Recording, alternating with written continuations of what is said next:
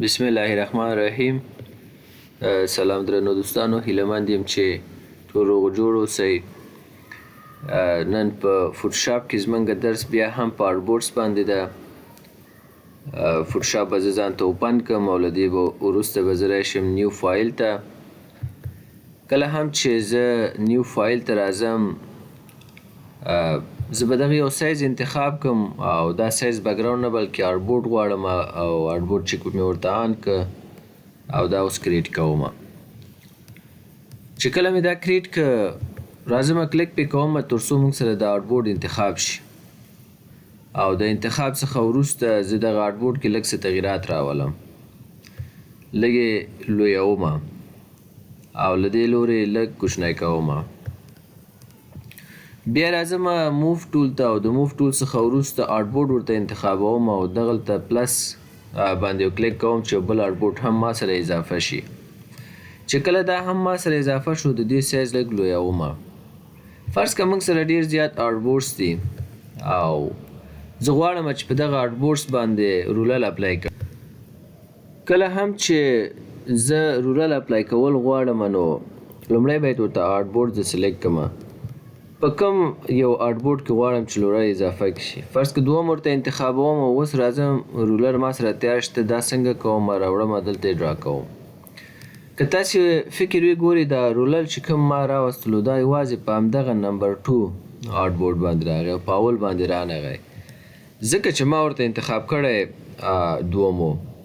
همدا ډول که چې زه چېرته راشم هاریزنټلی او ورټیکلی رولر نه هم استفاده وکړم نو تاسې وګورئ دا یوازې په دوم آرټبورډ کې موږ سره اضافه شو.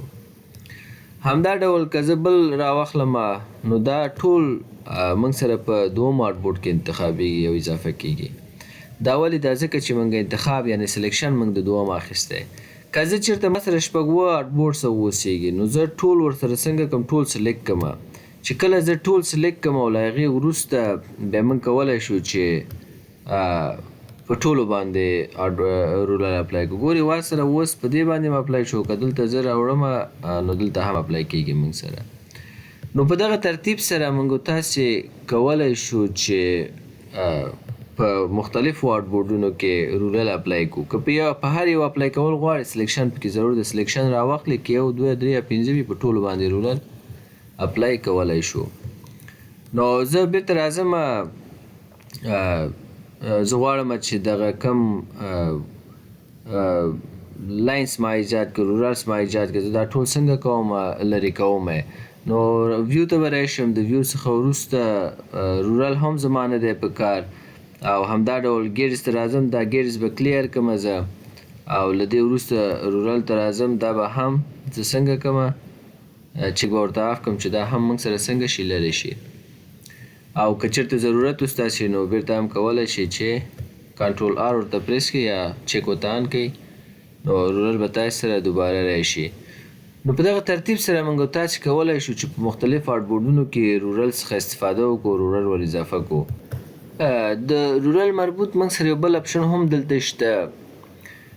ګورې زه راځم دغه دواړه آرټبورډز انتخابوم. صحیح ده، زه به دا دواړه څنګه کوم سلیکشن به راواخلم، دواړه موږ سره انتخاب شو. زه په رولر باندې نه غواړم چې دغه خطونه اضافه کړم بلکې راځم ویو ته او د ویو څخه وروسته ګیرز ته راځم او دلته چې دی موږ سره د نیو ګیټ لیوټ په نوم باندې یو اپشن ده، دې باندې کلیک کوم موږ سره کوچنی وینډو خلاصیږي. چې کله دغه کوچنی وینډو موږ سره خلاص شو تاسې وګورئ دغه دواړه ما ورته سلیکټ کړي آرټبورډ په دواړو باندې موږ سره څنګه لاینونه ډرا کړي دي. که زه دلته راشم ډیفالټ چې دی همدغه کوم یو چې ډرا کړی دا دی. که زه چېرته ورته 8 کالمه انتخاب کړم ګورئ موږ سره 8 کالمه په اندازه دلته څنګه کېږي اضافه کېږي. زه بیا اوکې کوم.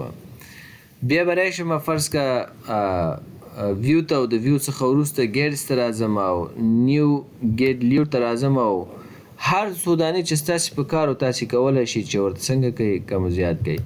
زه ورته دا یو وار بیا هم اضافه کوم او ورته وایم 40 دانې موږ ته اضافه کړه. نو سلیکشن ټارګیټس ورته کوم یو انتخاب او فرض که ورته وایم په اول باندې دا اضافه کړه. رنګ یې موږ سره همدغه واوسیږي او بل هم موږ سره مارجنس باندې هم کلیر ایگزیسټینګ ګیټس دا به ورته څنګه کو باید موږ سره دا دلته اضافه شي. موږ سره اضافه نشو. خیر زه به داسې کار وکړم په هر یو چې اضافه کول غواړو سلیکټ کړو دا موږ ته اضافه کوي. که چېرته د باندې سلیکشن راواخلم نو موږ سره یې څنګه کوي لرې کوي یې. زه راځم او له همدې ځایه دا کار کوم. ویو ته راځم او د ویو څخه وروسته ګیټس ته راځم او تر دې وروسته نیو ګیټ لیوډ ته راځم. چې کله زه دلته راغلم زه ورته وایم ګورې کالمونه موږ سره اوس څنګه شو کم شو. زه ورته وایم 8 کالمه نه 12 ماته اضافه کړه. ګورې ما سره 12 شو. که ډېر ستاسې په کار وي کلیک پې وکړئ 40 که ګورې موږ سره څنګه شو 40 شو. ښه دا 40 کالمونه چې ته اضافه کوې دا په کم یو ټارګېټ باندې اضافه کول غواړي. زه ورته وایم یوازې آوټپوټ 1 باندې اضافه کړه. ګورې یوازې آوټپوټ 1 باندې اضافه کېږي. که ووایم چې آوټپوټ 2 باندې اضافه کړه، که ورته ووایم چې فرض کړه آل آوټپوټس باندې اضافه کړه نو دا ترتیب موږ دلته جوړولی شو. زه راځم ډیفالټ ورته انتخابوم. ډیفالټ ورته انتخابوم او له دې وروسته آوټپوټ 1 به ورته انتخاب کو. دلته سلیکشن نه زموږ وتلی زه به دوباره راشم دلته دا به م ورته سلیکټ کړم. ګورې چې هر یو باندې کلیک کوم هماغه باندې موږ سره دغه کم کسټوم ارقام چې ما ورته ورکړه هماغه اضافه کوي. او که دلته کلیک وکړم ټول نه لرې کوي. او که زه چېرته ویو ته راشم او په ویو کې ګیټس ته راشم او د ګیټس څخه وروسته نیو ګیټ لیوډ ته راشم او دلته ورته پریسیټ اندازه ډیفالټ انتخاب کړم نو دا موږ سره ډیفالټ شو. ټارګېټ ورته کوم یو انتخابوي، یو انتخابوي، 2 انتخابوي، دلته ورته انتخابولی شو او رنګ ورته دلته بدلولی شو. فرض کړه سور رنګ زموږ په کار ده، هر رنګ چې ستا په کار وي هماغه ورته کولی شي چې انتخاب کړي. زه به ورته همدغه سیان انتخاب کوم. نمبر آف کالمز دلته هم موږ کولی شو چې اضافه کړو. ګورې 12 شو. اندازه ویټ د کالمونو ترمنځ دغه فرض مثال زه ورته 20 پکسله انتخاب کوم. ګورې د دې ترمنځ سپیس 20 پکسله شو. ګیټر ورته انتخابوي که نه فرض که ګیټر ورته انتخابو 10 ګورې دا ګیټر هم موږ سره 10 شو. نو داسې تغییرات پکې راوستلی شو. اوس راځم روګانو ته. روګانې ستاسې په کار دي. فرض کوه زما رو په کار ده 15 روګانې. ګورې 15 روګانې موږ سره دلته څنګه شو اضافه شو. هیټ یې څومره اوسېږي فرض که 10 پکسله. ګورې د 10 پکسلو په اندازه دلته موږ سره تغییر راغی. همدا ډول د ګیټر به هم ورته څنګه کو 10 کو. نو کالم او رو کالم اینډ رو دا موږ تاسې کولی شو چې نمبر هیټ او ګیټر اندازه دلته ورته مشخص کو. او که مارجنز ته راشو دلته مارجن ورته اضافه کولی شو. مارجن ټاپ طرف ته فرض کړه 50% 50 پکسله، لیفت طرف ته هم فرض کړه 50 پکسله او همدا ډول باټم. دا ټول مکمل موږ تاسې د تغییرات دلته راوستلی شو.